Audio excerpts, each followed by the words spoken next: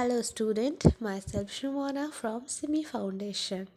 Today we are here to learn about an interesting topic called DNA. We will learn today what is DNA and how does it work. DNA, also known as deoxyribonucleic acid, is a molecule. It's a bunch of atoms stuck together.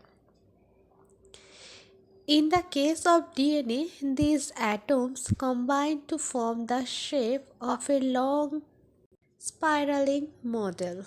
So, what is DNA? DNA is a bunch of atoms which combine to form the shape of a spiraling model. If you ever studied biology or watched the movie Jurassic Park, you probably hear that DNA act as a blueprint or recipe for living things. But how? How on earth can a more molecule act as a blueprint for something as a complex and wonderful as a tree, a dog, or a dinosaur? So, help answer the question. Let's first take a quick look at the amino acid. What is amino acid? Amino acids are tiny little chemicals inside our bodies that are so important. They are often referred to as the building blocks of life. There are about 20 different kinds of each with their own unique shape. So, if you learn about DNA, you have to know what is amino acid. Okay, so what is amino acid? Amino acid is a tiny little chemical inside our body, and there are 20 different kinds of unique shape of amino acid. The cool thing about their and they can be attached to each other kind of like logos to residue and endless variety of larger particles called proteins. So there are 20 different kinds of unique shape of amino acid, and these 20 different kind of amino acid are attached together to form a larger particle which is called proteins. So here we can know about proteins. We hear the name proteins, okay, but we don't know what is proteins are. So proteins are the combination of 20 different kinds of amino acid which combine and form a large particles of molecule which is called proteins. And proteins are very important for our life. Amino acid make up proteins. Of course, proteins along with other chemicals combine to form living cells. Cells make up tissues, tissues make up organs, and organs, when they all put together and functionally of course combine to form a living creature like you and me. So, proteins are made of 20 different kind of amino acid, and proteins along with other chemicals combine to form living cells.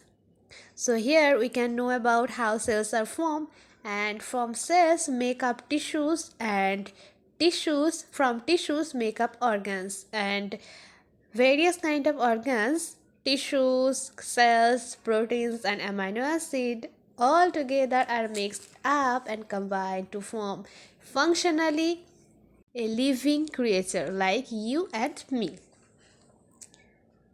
These proteins are that make up our bodies, and keep in mind there's millions of different kind of proteins. They each have to be formed in the perfect shape in order to function. If they are wrong shape, they usually won't work. That's where DNA comes in. DNA does a lot of interesting things, some of which we don't fully understand, but one of its main and most well understood function is to tell amino acid how to line up and form themselves into the perfect protein shapes. So we know about amino acids and proteins, and here the role of DNA is DNA actually tells the amino acid how to bind with a perfect protein in a perfect shape. In theory, if the right proteins are built at the right time and in the right place, everything else from cells to organs to entire creatures will come out just fine. This here is a simplified model of DNA. It shows us that the steps of the ladder are made of four different kinds of chemicals, shown here by different colors and letters. If you look at just one half of the molecule, you can read this chemical sequence or genetic code from top of the bottom, sort of like a book. Is extremely long, millions of letters long, is spent most of its life coiled up like a noodle living inside the nucleus or the centerpiece of a cell. Amino acid, however, life outside the nucleus is what's called the cytoplasm. To help DNA interact with the cytoplasm and convert those amino acids into proteins. Special chemicals inside the nucleus make partial copies of DNA code. These partial copies called RNA look a lot like DNA, but they are shorter, of course, and they are missing one of their sides. So what is RNA? RNA are look a lot like DNA, but they are shorter and they are missing one side of their. DNA have double side of the genetic code, but RNA have only the one side of their genetic code. Their small shape and size allows them to fit through tiny pores in the nucleus, out to the cytoplasm and into the mouth of another particle called a ribosome.